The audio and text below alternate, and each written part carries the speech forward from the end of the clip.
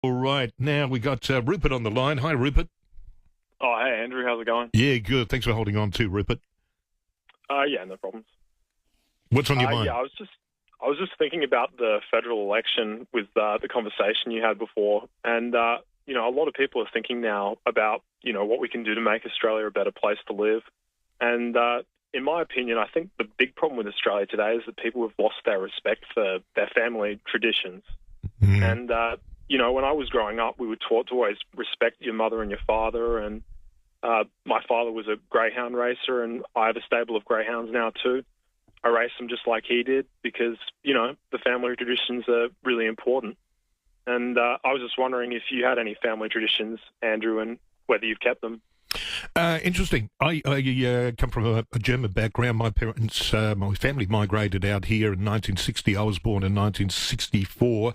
We did have family traditions, but it all changed in 2008 with the passing of my mum. My mum was the glue in the family, and she kept us all together. But because of circumstance, because of the changes in the whole dynamics of the family, we tried to a certain extent to hang on to some of the traditions for a while, but it wasn't the same because some of the dynamics had changed when it comes to divorces and families and all that sort of business. And then in about 10 years ago, I myself got divorced, so that changed it. And the kids grow up. The kids grow up as well, so the traditions that were once there are no longer. Yeah.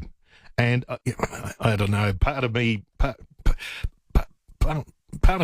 feels a little bit sad about it, but not much, because you just move on. And that's what I think society is doing, is moving on, and things are changing.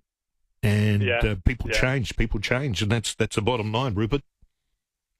Yeah, I wasn't even going to bring this up, but, I've got a problem. I can't even race, my greyhounds in Australia anymore.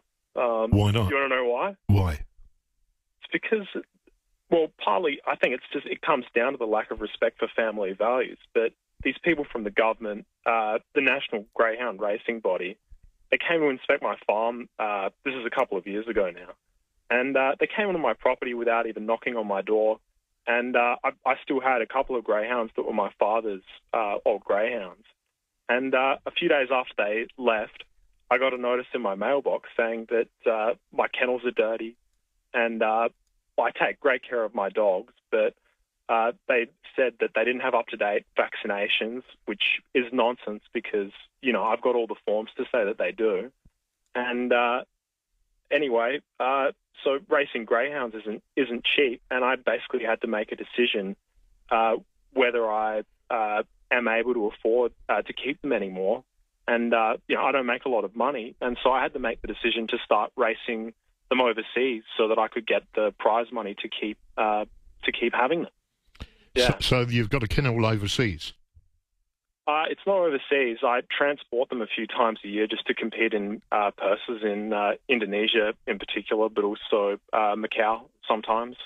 But that would cost a fortune, and getting the dogs, when it comes to customs, getting them through customs and the legalese in relation to that would be, and also expensive.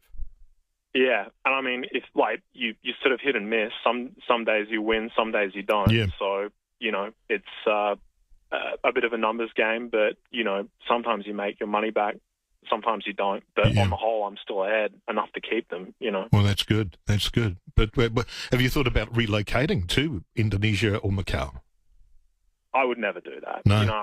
I love Australia, but these are decisions that you have to make under the the government that we've had for the last 4 years, and the people have decided to elect. I mean, it's a democracy. It's up to them.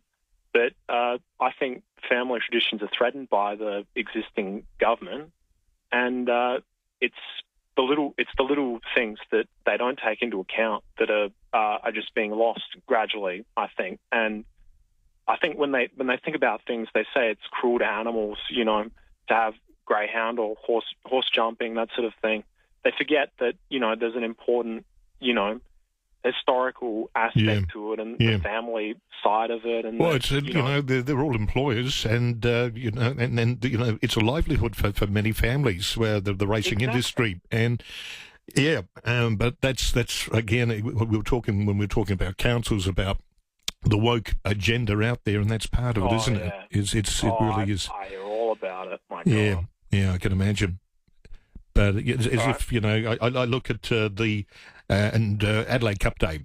I got a couple of messages on Adelaide Cup Day because it was going to be a warm day. People criticising the fact that I was saying that it was on, and they were telling me I shouldn't even be talking about Adelaide Cup Day because the cruelty to horses. And I said that's absolutely rubbish. The SAJC, as would be the case with the Greyhound Association, they would ensure that all the owners, the breeders, are doing everything possible, to protect the animal. On the day, and the people who get in on this woke stuff, they're not informed. They don't know about any of this stuff. But just because that's what people want to hear nowadays, they're lobby groups. They can just get the government to do whatever they want. At the moment. So here's hoping that changes. Well, good luck with it, Rupert, and thanks for calling in. All right. Thanks, you have a good night. Thanks. Yeah, you too. I appreciate it. Thanks. 822 300 00 is the number to ring. It's 10 minutes. Oh, it's not.